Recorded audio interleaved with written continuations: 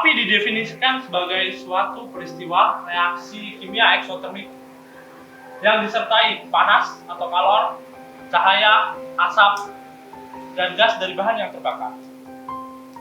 Umumnya api terbentuk dengan bantuan oksigen, minimal 15% oksigen atau udara yang mengandung udara di sekitar kita mengandung 20,9% oksigen, benda-benda yang terbakar atau kombustible, dan sumber panas atau nyala yang dihasilkan dari gesekan, listrik, mesin, dan lain-lain.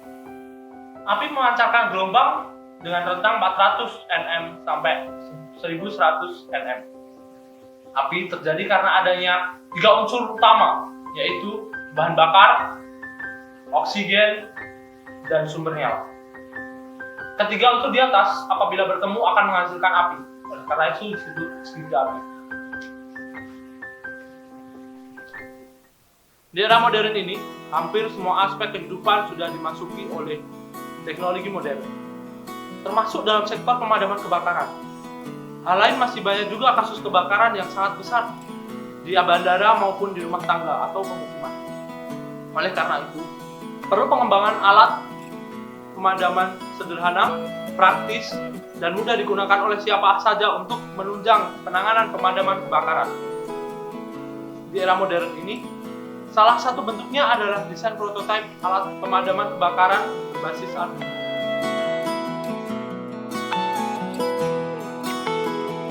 Perkenalkan, nama saya Alfian Dewi Devayana dari D3 PKP 14 Eko Politeknik Penerbangan Indonesia Curug akan memperkenalkan prototipe alat pemadam kebakaran sederhana menggunakan sensor api berbasis Arduino Uno.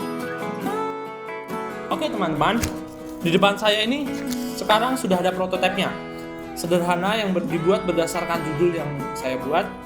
Prototipe ini mengilustrasikan tentang penanggulangan kebakaran yang terjadi di lingkup rumah tangga atau lingkungan kecil atau industri kecil. Alat dan bahan yang digunakan sebagai berikut. Arduino Uno adalah board microcontroller berbasis Atmega 328. Memiliki 14 pin input dari output digital, di mana 6 pin input tersebut dapat digunakan sebagai output PWM dan 6 pin input analog, 16 MHz oscillator kristal, koneksi USB, jack power, ICSP header, dan tombol reset. Untuk mendukung microcontroller agar dapat digunakan, board Arduino dihubungkan ke komputer dengan menggunakan kabel USB atau listrik bertegangan AC ke adaptor DC atau baterai untuk menjalankannya. Sensor infrared pada modul flame sensor dapat membaca panjang gelombang dengan range panjang gelombangnya berkisar antara 760 nm sampai 1100 nm. Inframerah merupakan warna dari cahaya tampak dengan panjang gelombang sekitar 700 nm sampai 1 mm. Sedangkan cahaya ultraviolet memancarkan cahaya dengan panjang gelombang sekitar 300 nm sampai 400 nm. Sensor ini bisa mendeteksi cahaya tampak, sinar inframerah, dan sinar ultraviolet. Sensor ini memiliki karakteristik tegangan keluaran tinggi saat tidak ada api dan keluaran rendah saat ada api dengan panjang gelombang rendah. Pompa adalah alat yang digunakan untuk memindahkan cairan atau fluida dari suatu tempat ke tempat yang lain melalui media pipa atau saluran dengan cara menambahkan energi pada cairan yang dipindahkan dan berlangsung terus-menerus. Buzzer merupakan komponen pembangkit suara. Buzzer membawa sinyal elektrik dan mengubahnya menjadi getaran untuk membuat gelombang suara. Buzzer menghasilkan getaran yang sama dengan dihasilkan oleh mikrofon yang direkam pada tape, CD, dan lain-lain. Input berupa api yang ditangkap oleh fire sensor. Untuk outputnya berupa pengaktifan buzzer serta pompa. Buzzer sebagai indikasi bahwa terjadi kebakaran dan pompa air sebagai penanggulangan dini supaya kebakaran tidak menyebar. Berikut adalah simulasi prototipe ini. Sudah saya siapkan prototipenya untuk dicobakan. Sudah saya hidupkan semua ya. Ini dari pompa saya menggunakan adaptor sendiri, dan untuk yang lainnya langsung menggunakan source atau sumber listrik dari HP. Ini yang akan kita gunakan dulu sebagai sumber nyala. Langsung saja kita hidupkan. Oh ya teman-teman, Mohon ini untuk tidak ditiru di rumah karena ini harus dilakukan oleh orang yang sudah mengetahui ilmunya atau harus didampingi oleh orang yang ahli atau sudah mengetahui ilmunya lebih dalam. Langsung kita hidupkan. Sip. Oke, dan kita seperti yang dilihat di sini teman-teman, air yang mengucur sangat deras.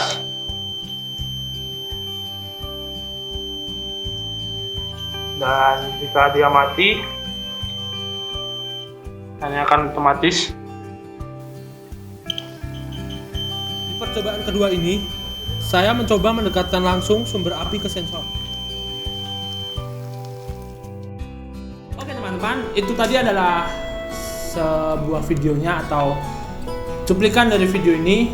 Itu tadi dipraktekkan di dalam rumah, karena kalau di luar rumah itu ada cahaya matahari, dan cahaya matahari itu dibaca oleh sensor dia adalah api. Dalam pengaplikasiannya nanti, beberapa kekurangan yaitu pada penggunaan kabel yang berlebih seperti ini kekurangannya, dan sistem pemipaan yang harus kompleks yang harus diterapkan di sebuah pemukiman atau di rumah atau di industri kecil.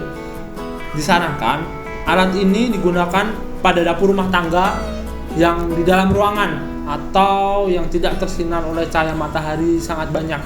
Dikarenakan jika ada sinar matahari yang sangat banyak masuk, itu ditakutkan kalau tidak ada kebakaran, sensor itu akan aktif sendiri. Jika akan digunakan di luar ruangan, itu pastikan cari sensor yang lebih, jadi kepekaannya atau sensornya yang lebih peka lagi, atau cari dengan sensor asap. Ada itu sensor asap. Disarankan penggunaan ini untuk skala kecil ya teman-teman. Ya, itu tadi adalah penjelasan prototipe yang saya buat. Apabila ada kekurangan pada prototipe ini, teman-teman bisa komen di bawah. Dan semoga video ini bermanfaat bagi teman-teman yang sedang belajar Arduino serta lebih aware dengan keselamatan di rumah. Sekian dari saya. Jangan lupa subscribe, like, comment, and share. Thanks for watching this video. Bye-bye.